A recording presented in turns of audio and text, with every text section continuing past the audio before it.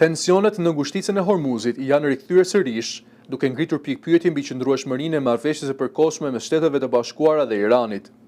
Organizata ndërkombëtare detare e Kombeve të Bashkuara njoftoi pezullimin e operacioneve të saj për shoqërimin e anijeve tregtare, pasi një anije mallrash me flamur të Singaporit u godit pranë brigjeve të Omanit.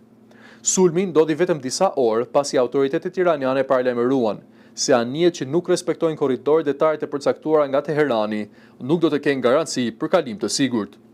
Dy zyrtarë amerikan i thanë agjencisë Reuters se pas sulmit qëndron Irani. Sipas burimeve të sigurisë, anija ka shumë gjasa të jetë goditur nga një dron. Nga ana tjetër, Teherani nuk mori përgjegjësinë për incidentin, por deklaroi se vetëm mjetet lëndruese që ndjekin rrugët e miratuara prej tij mund të konsiderohen të sigurta. Pavarësisht sulmit, transporti i naftës përmes ngushticës së Hormuzit është rritur ndjeshëm javët e fundit, duke arritur nivelet më të larta që nga fillimi i konfliktit të muajit shkurt, pasi armpushimi lejoi rihapjen graduale të kësaj rruge strategjike.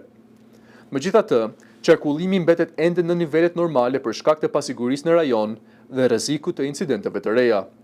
Lajmi ndikoi menjëherë edhe në tregjet ndërkombëtare të energjisë.